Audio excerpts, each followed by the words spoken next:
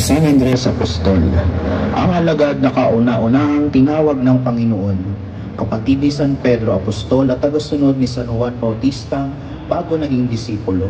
Siya ang nakatagpo sa batang pinagmula ng isda at tinapay para sa pagpapakain ng Panginoon sa 5,000 katao. Nangaral pagkatapos sa Pentecostes, ngunit naging martir sa pamamagitan ng pagtapo sa Cruz de Cusata o Cruz na X. San Andres Apostol, ipanalangin mo kami.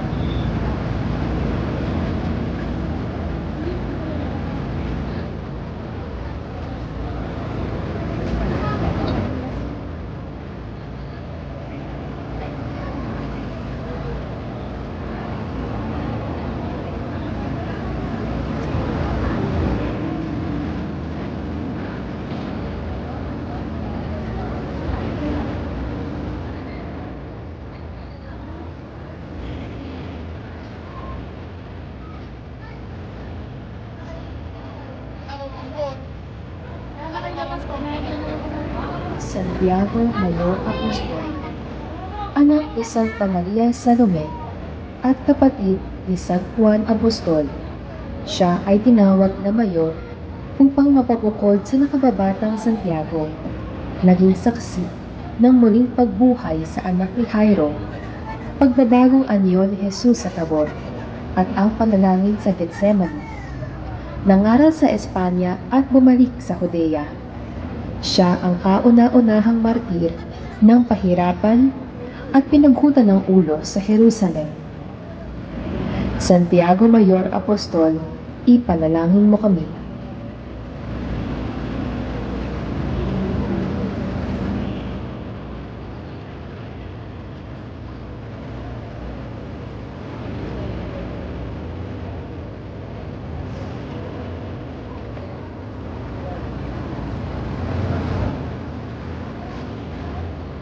San Felipe Apostol, isang disipulo mula sa Betsaida.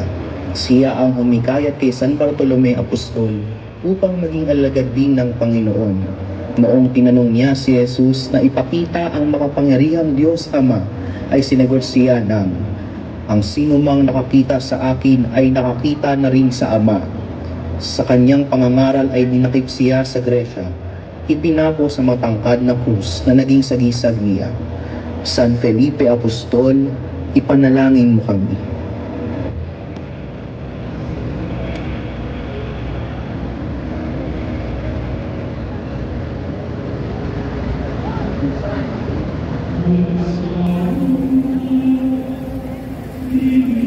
San Bartolome Apostol, mula sa bayan ng Cana, siya ay atin din nakilala bilang Natanael. Hitikayat siya ni San Felipe Apostol para maging alagad din ng Panginoon. Nang makita ng apostol si Jesus, ay agad niyang sinabi ang, "Ikaw ang anak ng Diyos, ang hari ng Israel." Nangaral pagkatapos ng Pentecostes at nakarating sa Armenia. Nadakip ng mga barbaro sa Albanopolis at tinanggalan ng balat hanggang sa mamatay. San Bartolome Apostol, ipanalangin mo kami. Santo Tomas Apostol, kilala rin bilang Didymus na sa wikang Griego ay kambal. Bago pa man ang pagkamatay ni Jesus ay walang takot niyang ipinahayag ang, "Sumama tayo kay Jesus kahit sa kamatayan." Ngunit nag-alinlangan kung tunay ngang nabuhay muli ang Panginoon. Agad siyang naniwala nang magpakita ito sa kanya. Nangaral sa India at naging martir noong pinagtutusok ng sibat. Santo Tomas Apostol, ipanalangin mo kami. San Bartolome Apostol, kilala rin bilang Didymus na sa wikang Griego ay kambal. Bago pa man ang pagkamatay ni Jesus ay walang takot niyang ipinahayag ang, "Sumama tayo kay Jesus kahit sa kamatayan." Ngunit nag-alinlangan kung tunay ngang nabuhay muli ang Panginoon. Agad siyang naniwala nang magpakita ito sa kanya. Nangaral sa India at naging martir noong pinagtutusok ng sibat. Santo Tomas Apostol,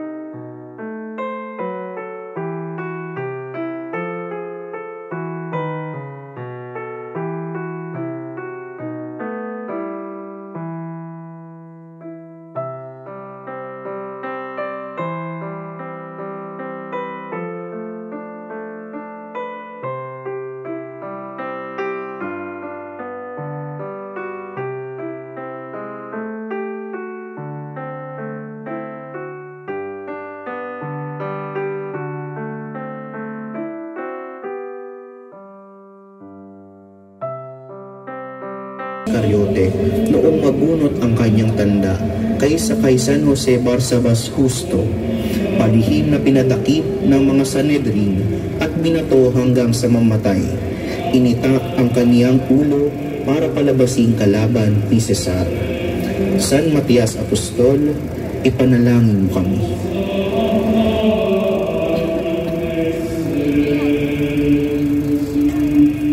San Mateo Apostol, i-Ebanghelista, atin ding nakilala bilang Levi ng Capernaum.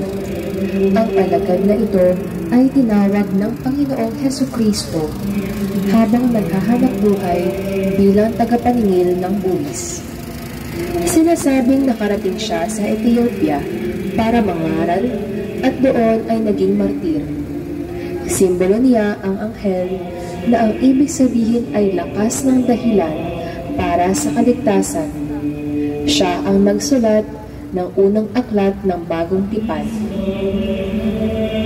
San Mateo Apostol, i-Ebanghelista, ipanalangin mo kami.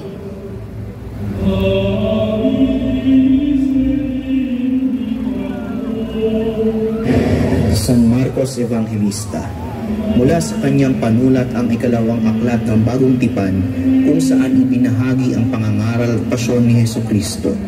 Anak siya ni Santa Maria ng Chipre.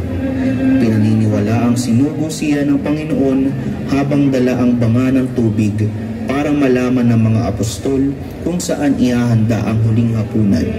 Simbolo niya ang leon na may pakpak bilang lakas ng loob tungo sa kaligtasan. San Marcos Evangelista, ipanalangin mo kami.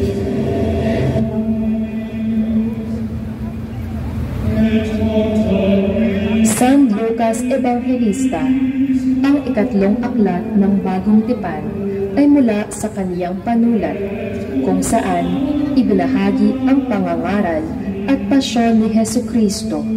Siya rin ang may akda ng aklat ng mga gawa na nagsaad ng kasaysayan ng simbahan at pagyabong ng mabuting balita sa Roma.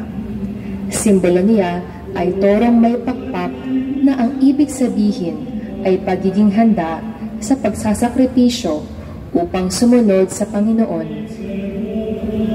San Lucas Evangelista, ipanalangin mo kami.